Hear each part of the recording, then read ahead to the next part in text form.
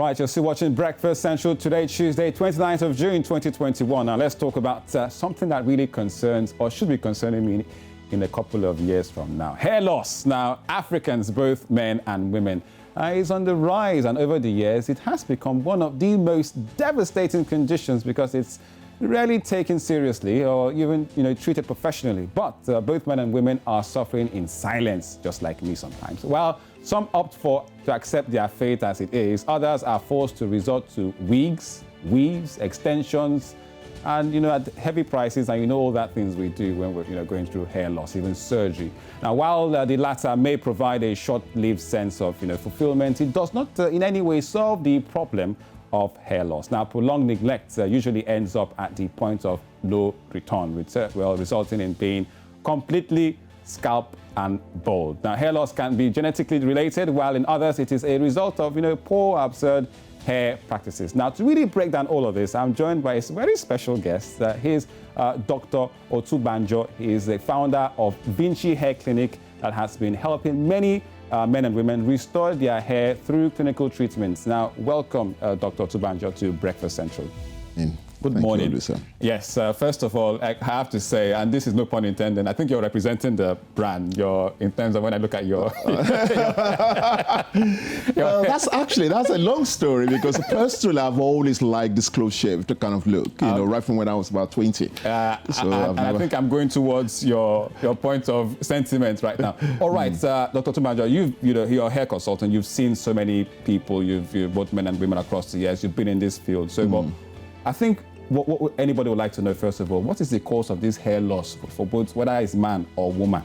Actually, you've touched on a couple of the causes. I mean, there are genetic causes of hair loss. Okay. I mean, you've got to remember hair loss has been with us since... Okay.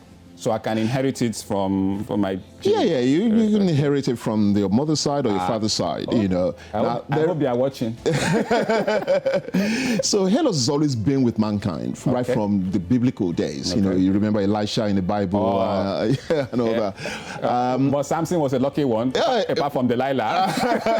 Indeed. So you've got genetic causes of hair loss. But what is more insidious now is the hair loss that we find daily, which is caused by, like you said, harmful practices in the salon. So that is really the concerning thing. The genetic one we can deal with, because you look at your family members, you know that there's probably a predisposition to hair loss, so you could do something about it. Funny enough, you can't prevent hair loss. Okay. Genetically. So if you notice around your family members, that there's a preponderance of males with balding, you think, as soon as you start feeling the signs, we come to us. Okay. I can actually prevent baldness. All right, when they say come to us, you're a doctor, right? So if I have an eye problem, I go to an optician, right? Like, there's gynecologists, there's veterinarian, and all that. So what field can we say, whether specifically or unspecifically, for when I go to a professional for hair loss treatment? What do they call you guys? Trichologist is usually the term that's Trichologist. used. Trichologist is usually the term used, for people that deal solely with hair. All right. But then you don't need to be a trichologist to be a hair loss consultant. It's not a requirement, In fact, the trichologist can do a lot of the treatments that we as a medical aesthetic clinic can do. So, all right. Yeah. When people experience hair loss, sometimes we do have this kind of, I'm going bald, but especially for men and women, like, they keep silent about it, why? Is there any way out of this? Is there a stigmatization with being bald, with society? Why do we have this certain clenched, emotion with hair loss? It's a very, very personal thing, hair loss, because, you've got to really think of hair as the crowning glory. I mean, that's what, we've always called it. It's what frames the face. Hairline especially is what frames the face. And people have a sense of self-esteem. So we just hide it. Yeah, so there's a denial. There's a denial, initial. Oh, no, I'm not losing my hair. Wife will be telling the husband, you're going bald, darling. No, it's just the way my barber shapes my... 5 years later, Guys already, his hair's receded, So there's a sense of denial. There's a sense of a loss of self-esteem, and psychologically, hair loss is a really big deal. Yeah, especially when it comes to the gendered terms, because if it's a man, we can say, okay, we can throw jabs, though we hide as a personal thing sometimes, but for a woman, okay, so that's where it becomes a bit, tricky now. Yes. And women have the luxury of having wigs and all manners of things to cover the hair loss, and believe me, the vast majority of women use wigs to cover their hair loss. So when a woman is experiencing hair loss, what kind of reactions do you normally get when they come to you, your clients? What do they say? Well, they come in a state of panic, for a start. Okay. In a state of anxiety, in a state of real despair, and I've seen so many cases, of women coming to the clinic and literally crying, because of the experience they've had in the salon. Is there an age demographic to this, a specification of women? There isn't. I mean, you could get them as young as 18, A female hair loss at 18? Yeah. Oh. It's the thing about this, hair loss in women and the result of things they do in the salon. We find a lot of salon workers are not really skilled. They're not really qualified, and they're not regulated to do their job properly. Because at the end of the day, what they want is to present the end result. Oh, look at you. Wow, brilliant. Now, what they've done to get to that end result could be a very problematic thing. 6 months, 1 year, 3 years down the line. Okay. So there isn't any regulation, especially in Nigeria. You wouldn't get away with a lot of these practices in the US or in the UK where I'm based. Yeah. So in Nigeria, there's a hard and fast rule. Oh, let me just put this in there. You look good, blah, blah, blah. You go off, oh, wonderful. 6 months later.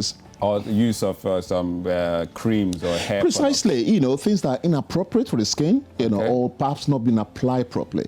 But when you got people who are not, I don't mean to be denigrate them, but they can't even read. So simple instructions on the product says, do this and do that. Don't do this. They can't even do that. So, gives you the kind of problems that the hair styling or hair salon industry has. So there needs to be a lot of regulation and a lot lot of training going for into this it. salon So it's not workers. just about knowing how to use clipper or hair. All right, so there's an interesting start, for viewers watching at home now. About 90% of African men say that their number one concern is hair loss, and about 64% of African women suffer from low self-esteem because of hair loss. Now, what's the first thing to do when we start experiencing hair loss, and can it be treated? What's the first thing we should do? Absolutely. When we, First thing, don't be in denial. Oh. Don't be in denial. Come to someone like ourselves. Okay. We're specialists. This is what we do day in, day out.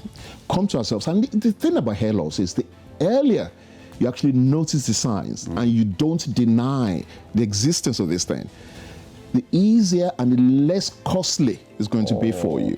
Okay. And the more effective whatever solution we prescribe will be for you. So it's all about making sure you really catch this thing early enough and come to a specialist that know what they're doing. That's for people who really have a problem with it, and want to get it fixed. Well, for some of us who want to just just I don't think anybody wakes up and say, "Oh, I want to go bald." No, I still have plans. They'll rather not go bald. Someone like me who still has plans of having dreadlocks. Is there hope? Yeah, of course, there's always hope. There's always hope. All right, thank you so much for coming on the program. No problem at all. Dr. Ayo Otubanjo, who is the CEO of hair clinics, Vinci Hair Clinics in Lagos and also around the globe, for coming on Breakfast Central and giving us some advice about getting a hand of trichologists to help us with our hair matters. Thank you very much once again on the program. Thank you for inviting me. All right, still Breakfast Central on News Central. You're watching the program, and we've got everything covered for you. And don't forget you can follow us on social media. Well, let's leave Twitter for now. We're on Facebook still, Instagram, and also live stream us on YouTube. And catch us live on Star Times channel 274 and on Avo TV channel 23 and Freeview and on Vision channel 247. Well, the social media space was agog yesterday after Burna Boy was announced the winner of the Best International Act Award for the BET Awards. Now, aside that, there were more trends and that we saw, and Elizabeth Musa is here for the latest when it comes to Trend Wave.